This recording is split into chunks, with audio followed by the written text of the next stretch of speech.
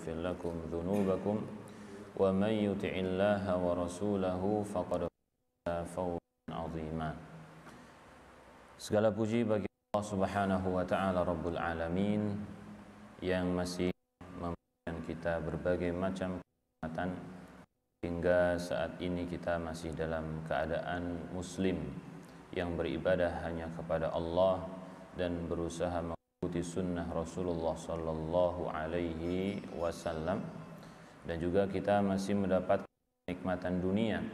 Kita masih diberikan kesehatan oleh Allah, diberikan rasa aman oleh Allah Subhanahu wa taala, dan juga kecukupan rizki untuk menegakkan punggung kita bisa beribadah kepada Allah Subhanahu wa taala. Dan salawat serta salam semoga senantiasa tercurahkan kepada Nabi kita Muhammadin sallallahu alaihi wasallam, Nabi tercinta yang kita bersalawat kepadanya, kita mencintai orang-orang yang beliau cintai dari keluarganya ataupun para sahabatnya radhiyallahu anhum ajma'in. Kita harapkan dengan kecintaan tersebut kita bisa berkumpul dengan mereka semua, kita bisa berkumpul dengan Rasul sallallahu alaihi wasallam, keluarganya dan juga para sahabatnya radhiyallahu anhum. Karena Rasulullah sallallahu alaihi wasallam mengatakan al-mar'u ma'a man ahabba, seseorang itu akan bersama dengan orang yang dia cintai. Kemudian pada pagi hari ini kita melanjutkan pembacaan kitab Al-Arba'in An-Nawawiyah, dan kita sampai pada hadis yang ke-9 setelah kita membaca yang ke-8. Hadis yang ke-9 yaitu An Abi Hurairah Abdurrahman bin Sakhr radhiyallahu anhu, dari Abu Hurairah Abdurrahman bin Sakhr, ini nama dari Abu Hurairah. Qala, beliau mengatakan, sami'tu Rasulullah sallallahu alaihi wasallam yaqul, aku pernah mendengar Rasulullah sallallahu alaihi wasallam mengatakan, ma nahaitukum anhu fajtanibuh, apa yang aku larang maka tinggalkanlah, wa ma amartukum bihi fa'tu minhu mastata'tum, dan apa yang aku perintahkan kepada kalian maka kerjakan sesuai dengan kemampuan kalian. Fa innama ahlakal ladzina min qablikum, karena sesungguhnya yang menyebabkan binasa orang yang hidup sebelum kalian adalah kathratu masailihim, yaitu terlalu banyak bertanya, ya, afan, kathratu masailihim, ya, terlalu banyak bertanya, ikhtilafuhum ala anbiyaihim, dan juga perselisihan mereka kepada nabi-nabi mereka. Saya ulang, dari Abu Hurairah radhiyallahu anhu Abdurrahman bin Sakhr, beliau mengatakan, aku pernah mendengar Rasulullah sallallahu alaihi wasallam bersabda, apa yang aku larang bagi kalian maka tinggalkanlah, apa yang aku perintahkan untuk kalian maka kerjakan sesuai dengan kemampuan kalian. Karena sesungguhnya menyebabkan binasa orang-orang yang hidup sebelum kalian adalah terlalu banyak bertanya dan perselisihan mereka kepada para nabinya. Rawahul Bukhari wa Muslim. Ya, maka ini adalah hadis disebutkan dalam riwayat Muslim, ya, yaitu Abu Hurairah radhiyallahu anhu mengatakan, Rasulullah sallallahu alaihi wasallam pernah berkhutbah, berbicara kepada kami. Beliau mengatakan, ya ayuhan nas, qad faradallahu al-hajja 'alaikum fahajju, wahai orang-orang, Allah Subhanahu wa taala telah mewajibkan haji bagi kalian, maka berhajilah, ya, wajib masuk rukun Islam. Ya, ini kalau ditanya rukun Islam apa? 2 kalimat syahadat, asyhadu an la ilaha illallah wa asyhadu anna muhammadar rasulullah. Yang kedua zakat. Yang kedua apa? Salat, ya. Yang kedua salat. Yang ketiga zakat. Yang keempat, yang kelima haji. Nah, yang kelima haji, sebagaimana yang telah kita baca pada hadis yang kedua, ya, hadis Jibril dan juga hadis Ibnu Umar. Taib. Sesungguhnya Allah telah memfardukan, mewajibkan haji bagi kalian, maka berhajilah. Firman Allah, walillahi 'alan nasi hijjul baiti, ya. Nas, Allah memiliki yang wajib dilakukan oleh manusia itu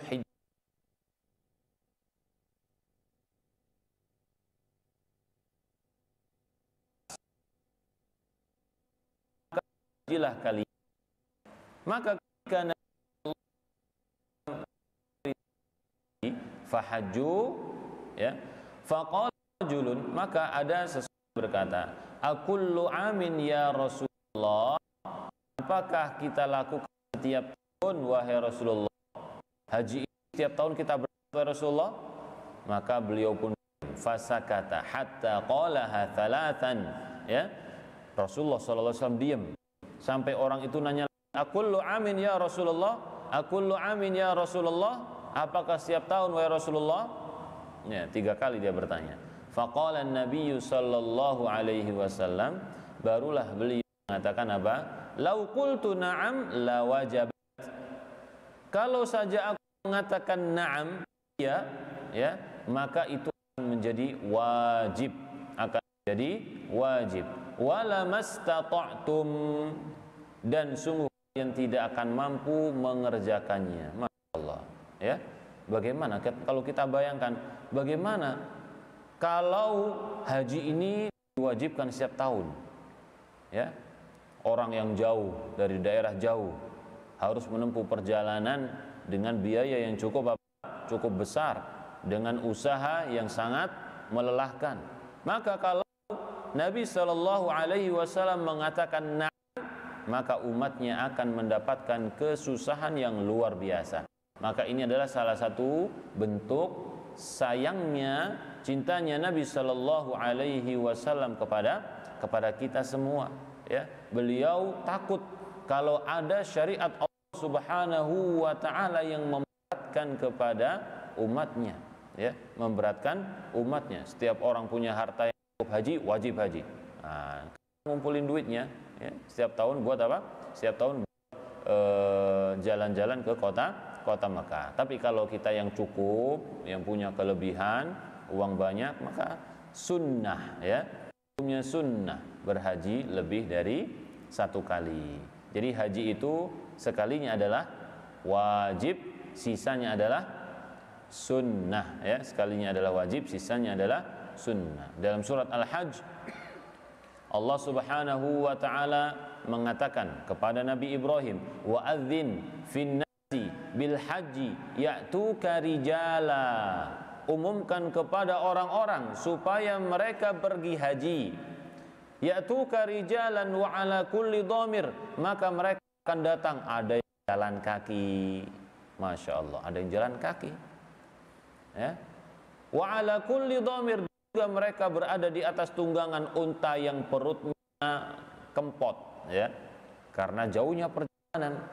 Jadi haji ini adalah perjalanan yang apa? Yang susah, gitu, ya. Walaupun sekarang orang pakai apa? Pesawat misalkan, pakai pesawat, ada kemudahan sangat banyak, tetapi masih ada apa? Kesulitan-kesulitan yang kita dapatkan di sana. Entah sholatnya, ganti bajunya, kalau sakit perut di perjalanan bagaimana? Nah, kan repot, ya. Nah, ya, ketika di bandara nunggunya, laparnya dan lain sebagainya, masya Allah, ada kesulitan-kesulitan yang kita hadapi di dalam perjalanan haji ini, ya. Jadi Nabi Shallallahu Alaihi Wasallam mengatakan, seandainya aku mengatakan ya, maka menjadi wajib dan kalian tidak akan mampu melakukannya. Kemudian beliau mengatakan, "Dzaruni ma biarkanlah aku pada sesuatu yang aku meninggalkannya." Artinya, sesuatu yang tidak aku jelaskan hukum secara terperinci, enggak usah dijelaskan. Ya, takutnya memberatkan. Fa inna ahlaka man kana qablakum kasratu su'alihi. Karena yang menyebabkan binasa orang-orang sebelum kalian itu adalah banyaknya mereka bertanya, waqtilafuhum ala anbihim, dan itu suka menyelisihi para nabinya. Fa idza amartukum bi'in fa'tu minhu mastata'tum. Kalau aku perintahkan kalian melakukan sesuatu, maka kerjakan mampu kalian. Wa idza nahaitukum an syai'in fada'uh. Kalau aku melarang kalian tentang sesuatu, maka tinggalkanlah, ya. Maka tinggalkanlah. Ini apa? Mastata'nya, ya. Tinggalkanlah semampu kalian, enggak tinggalkanlah gitu. Baik. Di sini menjelaskan beberapa hal. Caranya ya, bukan sunnah di dalam syariat Allah Subhanahu wa ta'ala. Muslimin wajib mengetahui sunnah Nabi sallallahu alaihi, ya, ma amartukum bihi fa'tu minhu mastata'tum. Aku perintahkan apa yang Nabi perintahkan dan apa yang Nabi larang. Yang Nabi perintahkan atau yang Nabi larang bisa berupa Al-Qur'anul Karim, atau bisa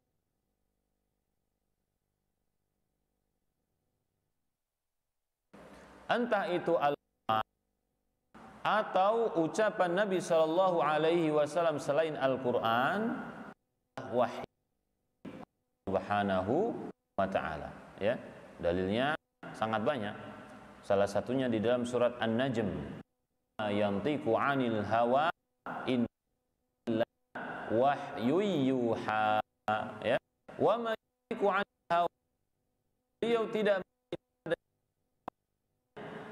in huwa yuha, melainkan itu adalah wahyu yang telah diwahyukan kepada beliau, sesuatu yang dibisikkan kepada Nabi sallallahu alaihi wasallam, ya.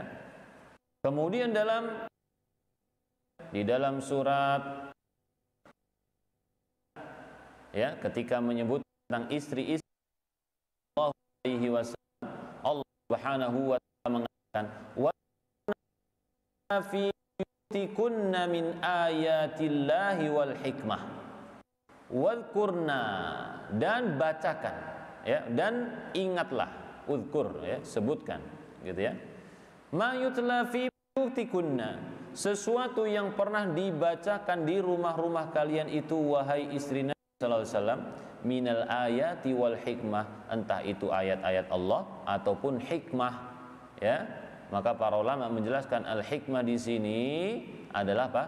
Sunnah Nabi sallallahu alaihi wasallam. Imam Asy-Syafi'i, Qatadah dan lain sebagainya. Al-hikmah di sini sunnah. Jadi sunnah di sini diperintahkan untuk dibaca, ya. Sebagaimana kita menghafalnya, sebagaimana kita menghafalkan Al-Qur'an. Dan juga ayat yang lain dalam surat Hijr, ya. Inna nahnu nazzalna dzikra wa inna lahu lahafizun. Sesungguhnya kami ini menurunkan az-dzikr. Menurunkan az-dzikr apa? Al-Qur'an. Wa inna lahu lahafizun, dan sesungguhnya kami juga akan menjaganya. Maka para ulama menjelaskan, di antara penjagaan Allah Subhanahu wa ta'ala terhadap Al-Qur'an ini, Allah Subhanahu wa ta'ala menjaga sunnah, ya. Bisa difahami? Di antara Allah Subhanahu wa ta'ala terhadap Al-Qur'an penjagaan Allah terhadap sunnah. Kok bisa seperti itu? Karena misalkan kita sholat, wa aqimus sholata wa atuz zakat, dirikanlah sholat, tunaikanlah zakat. Kalau sunnah ini tidak dijaga oleh Allah, tidak ada orang-orang yang menghafalnya, tidak ada orang-orang yang melakukan perjalanan untuk mengumpulkannya, tidak ada orang-orang yang membukukannya, mengajarkannya, ya, maka niscaya kita nggak tahu bagaimana mendirikan sholat. Sholat yang sekarang itu mungkin berubah jauh dengan sholat yang dulu dilakukan oleh Nabi Sallallahu Alaihi Wasallam. Demikian juga zakat, ya, disebutkan hadis yang sangat panjang tentang zakat ini, zakat mawashi dan juga zakat uang dan lain sebagainya. Kalau misalkan sunnah-sunnah yang seperti ini hilang, maka pertanyaannya bagaimana kita mau mengamalkan Al-Quran, ya? Dan juga ayat yang lainnya di dalam surat An-Nur, dalam surat apa? An-Nur halaman terakhir, Allah Subhanahu wa taala mengatakan falyahdhar, hendaklah orang-orang yang menyelisihi perintahnya, ya, hendaklah orang-orang yang menyelisihi perintah Nabi Sallallahu Alaihi Wasallam berhati-hati, antusibahum, kalau sewaktu-waktu mereka itu akan terkena fitnah, au yusibahum adzabun alim, atau mereka akan terkena apa? Azab yang pedih. Ini peringatan dari Allah Subhanahu wa ta'ala. Kalau ada orang yang menyelisihi Rasul Sallallahu Alaihi Wasallam, perintah Rasul mutlak.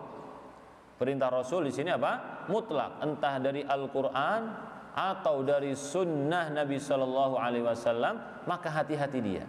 Hati-hati kenapa? Antusibahum fitnah, bisa saja nanti dia terkena fitnah. Imam Ahmad menjelaskan tentang fitnah ini apa artinya, yaitu kesyirikan, kekufuran dan kesyirikan. Jadi orang yang menentang sunnah Nabi Sallallahu Alaihi Wasallam sangat mungkin kalau dia nanti terjatuh di dalam perbuatan kufur atau perbuatan syirik, menyekutukan Allah Subhanahu Wa Taala. Kalau orang bilang apa? Kualat, ya, kualat karena menentang sunnah Nabi, karena mempermainkan sunnah Nabi Sallallahu Alaihi Wasallam. Dan masih banyak sekali ayat yang menjelaskan apa? Kedudukan sunnah, ya, ayat-ayat yang memerintah kita untuk berpegang teguh dengan sunnah, dan ayat yang mewajibkan kita memperhatikan sunnah Nabi Sallallahu Alaihi Wasallam. Juga yang paling nyata yaitu firman Allah Subhanahu wa taala, wa ma atakumur rasulu fakhudhuhu wa ma nahakum anhu fantahu, ya, wa ma atakumur rasul fakhudhuhu wa ma nahakum anhu fantahu. Apa yang dibawa oleh Rasul sallallahu alaihi wasallam maka kerjakan, dan apa yang dilarang oleh Rasul maka tinggalkan, ya. Ini ayat yang sangat jelas. Adapun dari hadis Nabi sallallahu alaihi wasallam, beliau mengatakan, ya, dari hadis Nabi sallallahu alaihi wasallam beliau mengatakan, la ulfiyanna ahadakum muttaki'an, sampai aku mendapatkan salah seorang di antara kalian dia duduk santai di atas sofanya, ya, duduk santai di atas sofanya. Fayatihil amru mimma amartu bihi au nahaituhu anhu. Lalu datang kepadanya, ya, lalu datang kepadanya suatu perkara. Suatu perkara ini termasuk apa yang aku perintahkan atau yang aku larang, ya. Saya ulang. Nabi SAW mengatakan, jangan sampai aku menemukan ada orang yang duduk santai di atas sofanya, lalu datang suatu ucapan atau laranganku, lalu dia mengatakan, bainana wa bainakum kitabullah, di antara kita dan juga kalian ada kitab Allah, ada Al-Quran. Fama wajadna fi min halalin. Kalau kita Al-Quran dan ada di situ halal, maka kita halalkan. Ya, wa ma wajadnahu min haramin haramna. Kalau kita dapat Al-Quran ini haram, ya sudah kita haramkan, gitu kata dia.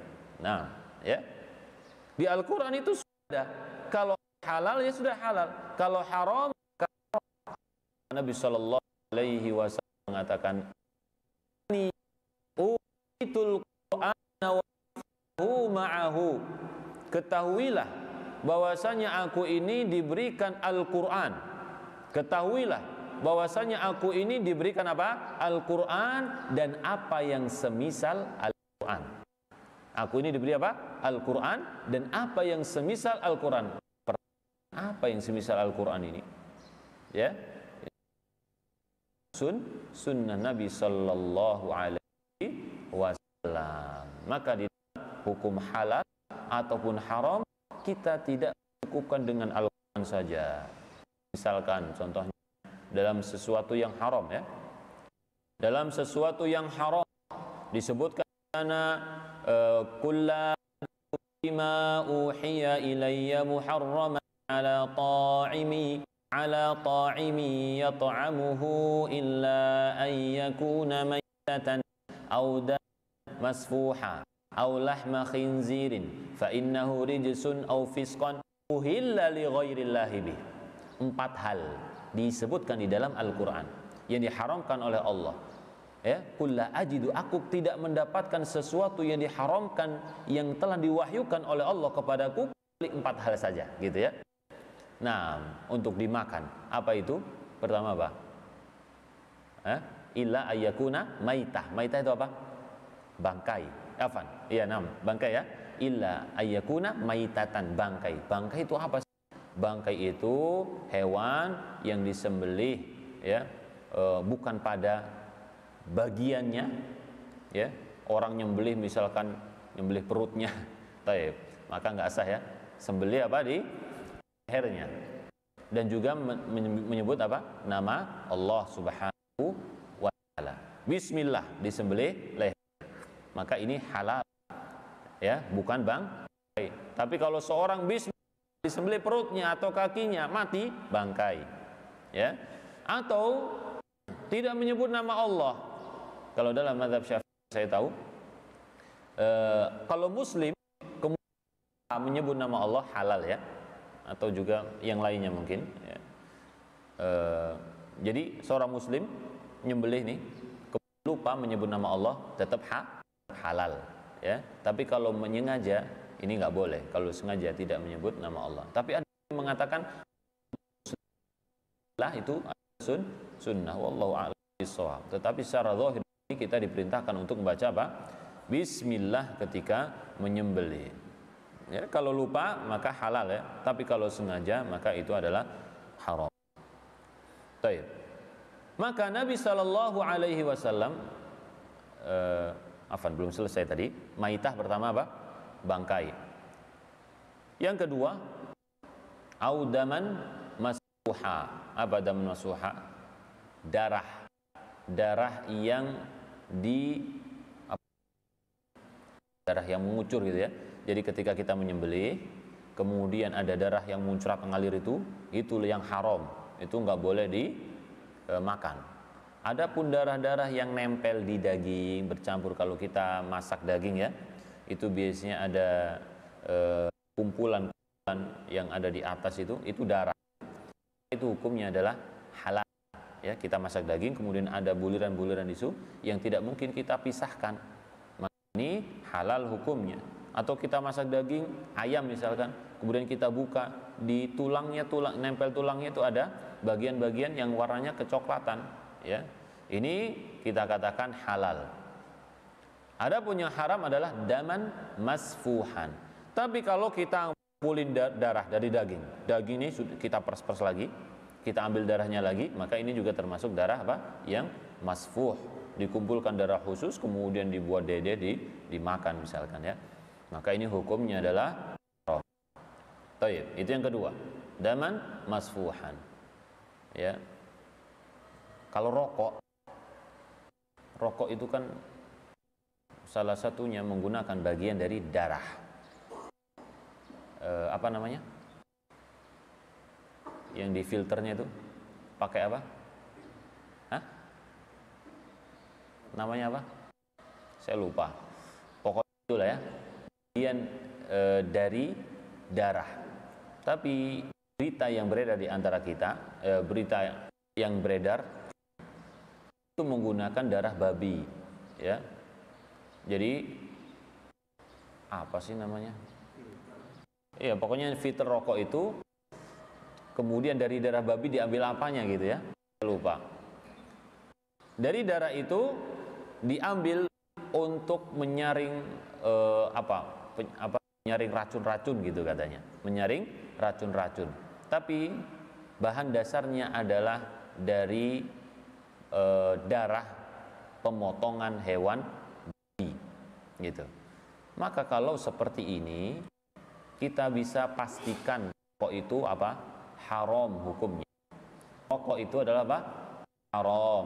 Selain jelaskan bahayanya A, B, C, D, F, sampai apa gitu ya, lebih dari Z, ya kan? Itu saja sudah haram. Apalagi di sini mengandung apa? Babi, ansor, dan juga orang-orang yang mengikuti mereka, radhiyallahu anhum wa radu'an. Allah telah meridhoi mereka. Adapun muhajirin dan ansor ini adalah pengikut Nabi sallallahu alaihi wasallam juga.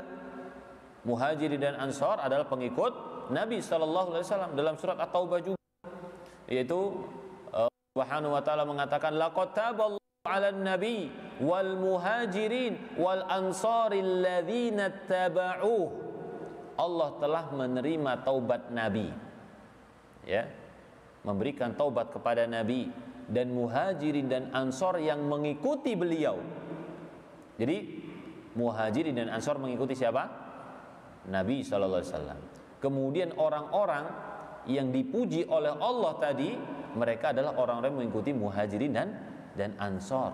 Jadi kalau kita ingin selamat, maka kita mengikuti apa? Al-muhajirin dan ansor, karena mereka telah mengikuti Nabi sallallahu alaihi wasallam.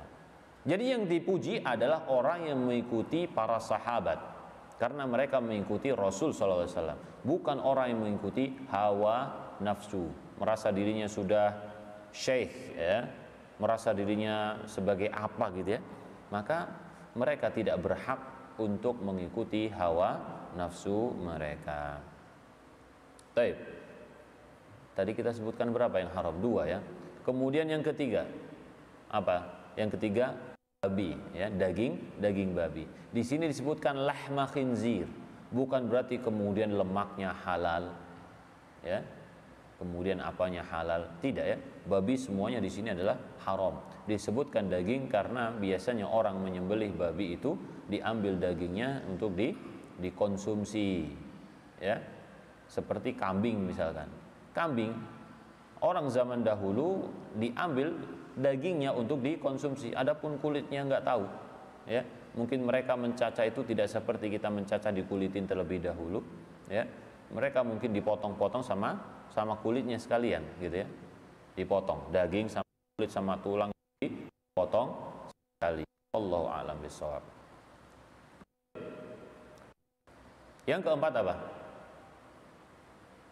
Wa ma uhilla li ghairillahi bih, sesuatu yang dipersembahkan berhala, li ghairillah, untuk Allah Subhanahu wa taala, meskipun dia bilang bismillah, ya. Ihlal itu artinya menyebut nama, menyebut nama. Ini ada orang menyembelih tapi tidak menyebut nama Allah, tapi menyebut nama selain Allah. Maka ini adalah bangkai yang diharamkan oleh Allah Subhanahu wa taala. Atau dia menyembelih dengan nama Allah tetap diniatkan untuk sesaji selain Allah Subhanahu wa taala, ya. Ada yang menyembelih di Jogja sono sapi besar, orang habis pulang haji atau jamaah haji, ya, jamaah haji, kemudian dia menyembelih apa? Sapi. udah dipotong. Kemudian dagingnya diberikan ke pesantren, ya. Dagingnya pesantren ini ada infak apa? Sapi, badan sapi. Lalu ditanya, terus kepalanya kemana ini? Oh, kepalanya dibawa ke sono, ke Laut Selatan. Masya Allah. Ya. Jadi kita dapat enaknya istilahnya, dapat dagingnya. Kepala cuma dibawa kepala saja. Mungkin kalau kita hargai 300.000, ya, sisanya jutaan, ya kan? Itu dibawa apa? Ke pantai untuk diberikan kepada bangsa jin di sono. Ya, diarungkan untuk bangsa jin. Maka otomatis itu ditolak, diterima tapi untuk dikuburkan. Jadi apa? Nitip nguburin, ya. Nitip. Jadi kemudian dikumpul, ya, dan ditanam di situ. Kenapa? Karena ini adalah sesuatu yang haram, disembelih bukan karena Allah Subhanahu wa taala, ya, disembelih bukan karena Allah Subhanahu wa taala. Baik. Ini Masya Allah, syubhat, ada syubhat tentang masalah ini. Masalah memberikan sesajen kepada bangsa jin. Sebagian orang menganggap ini kita akan cuma silaturahim kepada bangsa jin, ya. Nabi sallallahu alaihi wasallam mengatakan, kullu dhi nabin minas sibah fahuwa haram. Kullu dhi nabin minas sibah fahuwa haram. Hewan yang punya taring dan menyerang, ya, yang menyerang hewan lain atau menyerang manusia, maka ini termasuk haram. Kullu dhi nabin minas sibah. Jadi di situ disebutkan dua syaratnya. Dia punya taring dan dia termasuk hewan buas. Karena kalau hewan buas itu biasanya bertaring atau giginya taring semua, ya. Nah, nggak punya gigi seri, giginya ini taring semua itu. Maka ini hukumnya haram. Taib. Apakah ketentuan Nabi Shallallahu Alaihi Wasallam dalam hal ini kita ambil atau tidak? Gitu. Kalau menurut Nabi Shallallahu Alaihi Wasallam tadi ada orang yang pintar Al-Quran, hafal Al-Quran, duduk-duduk di atas sofanya. Kalau ditanya tentang hal ini, apa hukum beruang misalkan? Ya, beruang itu makan apa? Hewan buas atau singa, ya, kita anggap singa gitu, ya. Singa. Yang duduk-duduk tadi mengatakan, "Yuk coba lihat ada dalam Al-Qur'an," gitu. Kalau ada halal ya udah kita halal. Kalau ada ya udah kita haramkan. Dilihat-lihat nggak ada sih di sini. Berarti apa? Berarti apa? Kalau menurut dia nih halal menurut dia. Kenapa? Karena nggak ada dalam Al-Quran, nggak ada di dalam Al-Quran ini. Ya udah berarti halal. Tapi kita tidak. Ahlus sunnah. Kenapa orang itu disebut dengan ahlus sunnah? Karena dia mengikuti sunnah Nabi Sallallahu Alaihi Wasallam. Ya, jadi dilihat sunnah. Apakah dalam sunnah ada tentang ini? Maka ternyata ada. Kullu dhinabin minas sibai fahuwa haram. Setiap hewan yang bertaring dan dia adalah hewan buas, maka dia apa? Haram. Maka kaidah ini mencakup seluruh hewan, bukan cuma singa saja, ya. Ini bahan ijtihad para ulama. Maka ini adalah salah satu dalil yang membantah sebagian manusia yang mengikuti Al-Quran saja, yang menamakan dirinya dengan Qur'aniyun, Al-Qur'aniyun, atau juga disebut dengan ingkarus sunnah, mengingkari sunnah Nabi Sallallahu Alaihi Wasallam. Gak tahu di sini apa enggak, ya. Semoga enggak ada orang seperti ini, ya. Semoga enggak ada orang yang seperti ini. Ini menunjukkan kedudukan sunnah Nabi Sallallahu Alaihi Wasallam. Adapun Qur'aniyun menghancurkan sunnah. Mereka mengatakan, ya, mereka mengatakan apa? Allah menjamin Al-Quran. Kalau hadis nggak dijamin oleh Allah Subhanahu Wa Taala, ya. Al-Quran diturunkan sampai kita secara bersana, turun temurun, diabadikan oleh Allah Subhanahu Wa Taala. Kalau hadis tidak, ya, tidak seperti apa Al-Quran. Hadis itu ada yang dhaif, ada yang maudhu, ada yang hasan, ada yang sahih kata dia, ya. Nah, dan juga kita katakan bahwasanya tadi ya, Allah Subhanahu wa taala, salah satu cara Allah menjaga Al-Qur'an adalah dengan menjaga sunnah. Kemudian Al-Qur'an ini sampai kepada kita juga dengan cara tahdits, dengan cara disampaikan secara bersanad, an fulan atau qala fulan atau hadits fulan atau sami'tu fulan dan lain sebagainya. Adapun yang hadis yang maudhu, dan ini ada ulama yang perhatian akan hal ini, diteliti mana hadis yang maudhu, mana hadis dhaif, dilihat orang yang menyampaikan, siapa orang menyampaikan. 100.000 hadis yang disebutkan di dalam hadis-hadis sahih diteliti oleh para ulama, singkirkan hadis-hadis yang palsu ini. Banyak sekali motif orang membuat hadis palsu. Ini adalah salah satu bentuk penjagaan Allah Subhanahu wa taala terhadap Al-Qur'an. Hadis juga dibukukan, meskipun tidak secepat Al-Qur'an. Ya. Nabi sallallahu alaihi wasallam juga memerintahkan untuk menulis hadis selain memerintahkan menulis Al-Qur'an. Nabi sallallahu alaihi wasallam pernah melarang orang menulis hadis dikarenakan apa? Takut kalau kecampur antara Al-Qur'an dan hadis, atau takut kalau orang-orang itu akan lebih memperhatikan hadis, menulis hadis, tulis Al-Qur'an dulu. Tapi di waktu yang lain Rasul sallallahu alaihi wasallam juga memerintahkan untuk menulis hadis. Ya, ada sahabat menulis. Kemudian sahabat yang lain negur, "Apakah kamu akan menulis semua yang diucapkan oleh Nabi?" Ya, maka dilaporkan kepada Nabi, "Gimana ini?" Ya. Apakah ada orang yang mengatakan, apakah engkau akan menulis apapun yang keluar dari Nabi, padahal beliau itu kadang sedih, kadang marah. Nah, yang mungkin kalau misalkan marah ucapannya ngelantur jelas, ya kan? Tulislah, ya, ma kharaja illa haqqa, tidaklah keluar dari itu kecuali kebenaran. Maka ditulislah mulai itu. Tulis semua. Yang dalam hal ini adalah Abdullah bin Amr, ya, Abdullah bin Amr bin As menulis hadis. Abu Hurairah radhiyallahu anhu terkenal dengan hafalnya yang kuat. Nah, atas doa Nabi sallallahu alaihi wasallam. Jadi luar biasa ini kaitan dengan sunnah Nabi sallallahu alaihi wasallam. Kemudian ketiga, kalau dia meninggalkan sunnah, maka bagaimana cara dia beribadah kepada ketika dia ingin mengaplikasikan perintah sholat, zakat, ya, perintah puasa, perintah haji, bagaimana caranya?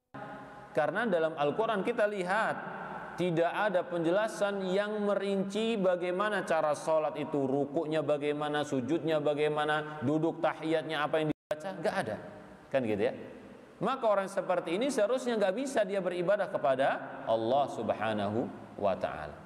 Dan juga yang keempat, kalau dia tidak mengambil sunnah sebagai bahan ijtihadnya, maka dia akan menggunakan pendapatnya, pikirannya sendiri, ya. Maka kita ingat, baik mana hadis oleh ulama,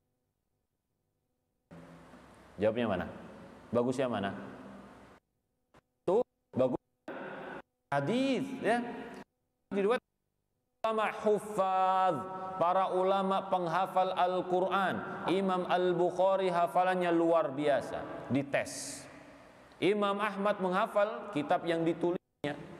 Ibnu Qayyim rahimahullah, banyak ulama yang mengira bahwasanya Ibnu Qayyim itu menghafal musnad Imam Ahmad, ratusan ribu hadis di sana. Ya. Baik. Jadi sangat luar biasa di sini sunnah Nabi sallallahu alaihi wasallam. Kita harus mengetahui kedudukan sunnah ini. Karena kita melihat pada zaman ini banyak sekali kaum muslimin yang punya semangat ilmu, mereka sangat besar perhatiannya kepada Al-Quran, tapi sangat minim, bukan cuman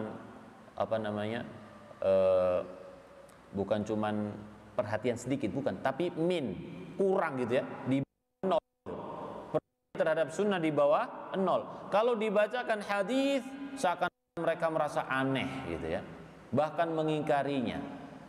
Ya, tidak biasa terhadap amalan yang berdasarkan apa? Gitu. Ya, ini Masya Allah ya. Ini penjelasan tentang hadis Nabi Sallallahu Alaihi Wasallam. Jadi dalam hadis ini yang disebutkan oleh Imam An-Nawawi rahimahullah adalah hadis yang menunjukkan kedudukan sunnah Nabi Muhammadin Sallallahu Alaihi Wasallam. Yaitu adalah syariat Allah Subhanahu Wa Taala yang lain. Disebutkan oleh para ulama, ya, kedudukan sunnah terhadap Al-Quranul Karim kurang lebih ada 3 hal. Yang pertama, sunnah itu adalah merinci perintah-perintah yang ada di dalam Al-Quran, menjelaskan perinciannya, caranya, ya, menyebutkan tata cara secara dalam Al-Quran. Apa tadi? Wa aqimus salata wa atuz zakah, dirikanlah salat dan tunaikanlah zakat. Maka dirinci bagaimana kita salat, kapan waktu salat, berapa kali salat, kenapa salat zuhur 4 rakaat, maghrib 3 rakaat, kenapa salat zuhur pelan suaranya, kalau maghrib dikeraskan 2 rakaatnya, kalau dibalik boleh atau tidak? Hah? Kita zuhur keras, mau apa enggak? Nanti suatu saat kita aja zuhurnya kita keraskan, nanti zuhur maghrib enggak? Nah, menyebutkan itu sunnah, ya, sunnah, enggak wajib mengeraskan atau memelankan bacaan. Mereka mengatakan apa? Sunnah di sini. Sunnah. Coba antum baca buku kitab-kitab. Sunnah. Kalau kita tinggalkan gimana? Diprotes nggak sama orang-orang? Wah, Izul Alawi ustadznya sesat, kan gitu. Baik. Karena membalik-balik. Nah, ini kalau sunnah-sunnah yang lain bagaimana? Sunnah-sunnah yang lain bagaimana? Ini pertanyaannya. Ya. Banyak orang di zaman sekarang, kalau disebut perintah Nabi Sallallahu Alaihi Wasallam, maka tidak langsung respon. Orang peka sebagaimana radhiyallahu anhu Nabi Sallallahu Alaihi Wasallam. Dia nggak langsung respon, tapi dia bertanya dulu, ini wajib atau sunnah, atau ini sudah nggak sunnah juga, gitu ya. Ini wajib atau sunnah, atau nggak sunnah juga. Ini haram atau makruh larangannya, atau sudah nggak berlaku juga. Nah, ini sebagian besar kaum muslimin hilang kepekaannya terhadap perintah Allah dan perintah Rasul Sallallahu Alaihi Wasallam. Maka secara global mengikuti sunnah hukumnya wajib. Tapi rinci di sana ada. Tapi andainya nih disebut itu kurang peka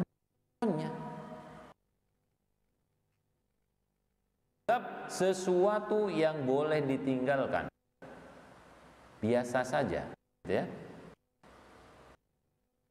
Tapi menurut pandangan ahlus sunnah, sunnah itu adalah sesuatu yang dilakukan macam-macam. Ada yang tingkatannya sampai mendekati wajib, sunnah muakkadah, sunnah yang disampaikan oleh Nabi perbuatan dan ucapan, sunnah yang disampaikan oleh Nabi berupa ucapan saja, yang dilakukan Nabi terus menerus, sunnah yang dilakukan kadang tidak, ya. Sunnah agama ini bukan agama prasmanan seenak kita sendiri, gitu ya. Oh, ini suka, saya ini suka. Ini siapa yang mencari-cari rukhsah, ya, maka telah melakukan perbuatan zindiq, perbuatan orang munafik, ya. Cari rukhsah. Terima kalau sama ustadz ini, gimana ustadz ini? Haram, wah nggak enak nih ustadznya, nggak cocok sama saya, gitu ya, ditinggal. Cari yang lain. Oh ini haram juga, aduh nggak enak juga nih, cari yang lain. Cari yang enak sesuai dengan yang enak. Oh ini enak nih, boleh ini. Oh ini yang ini haram ustadznya ini, ya udah cari yang lain, hukum ini. Oh boleh. Jadi dicari yang boleh-boleh ini ya. Ustadz fulan kan boleh. Kalau yang ini haram, ya ada haramnya ini yang lain. Oh Ustaz, tapi ini haram. Ini cari lagi yang lain, gitu ya. Jadi cuma cari yang enak-enak saja menurut hawa nafsu dia. Dan inilah yang dikhawatirkan oleh para ulama dari sifat-sifat manusia. Baik. Jadi perintah Nabi Shallallahu Alaihi Wasallam kita berusaha menjalankannya semampu kita, karena kita adalah ahlus sunnah wal jamaah. Kita adalah ahlus sunnah wal jamaah, bukan cuma ngaku-ngaku saja, bukan cuma ngaku aku ahlus sunnah wal jamaah. Mana buktinya? Baik. Ahlus sunnah wal jamaah itu mengikuti Rasul Shallallahu Alaihi Wasallam di dalam sunnahnya, maka kita mengetahui perintah dan larangan, ya, supaya kita bisa menjalankannya. Karena itu, ya, kita datang ke majelis ilmu yang dibaca di sana sunnah Nabi Sallallahu Alaihi Wasallam. Baik. Di sini masih banyak ya pembahasan berkaitan dengan hadis yang kita baca tadi, yang ke-9. Disebutkan diantaranya yang termasuk yang penting adalah ucapan mastata'tum, dan perintah kerjakan semampu kalian, dalam larangan tidak ada semampu kalian, tinggalkan. Ya, dijelaskan kenapa demikian, karena larangan itu lebih mudah dikerjakan dari perintah, karena larangan sifatnya kafun, yaitu menahan diri, diem. Tapi kalau perintah sifatnya adalah melakukan sesuatu, ada usaha, upaya. Carilah ilmu, berusaha dia, pakai modal, ya, pakai kesehatan, semangat dan lain sebagainya. Pakai apa? Usaha dia. Dirikanlah sholat juga pakai usaha juga sama. Yang paling mudah dalam perintah itu puasa. Karena puasa itu sifatnya diem. Orang diem itu puasa namanya. Adapun yang lainnya ini membutuhkan usaha. Orang zakat, orang sholat, orang haji, ini pakai apa? Usaha. Makanya diperintahkan tadi apa? Mastata'tum, mampu kalian. Bahkan ini adalah yang sangat berat, disebut juga apa? Manistata'a ilaihi sabila, untuk orang yang mampu melakukan perjalanan. Yang lain tidak. Zakat, ya. Kemudian ini karena haji paling berat. Kalau yang lainnya tidak terlalu seperti itu. Salahlah kamu dalam keadaan berdiri. Fa illam tastati,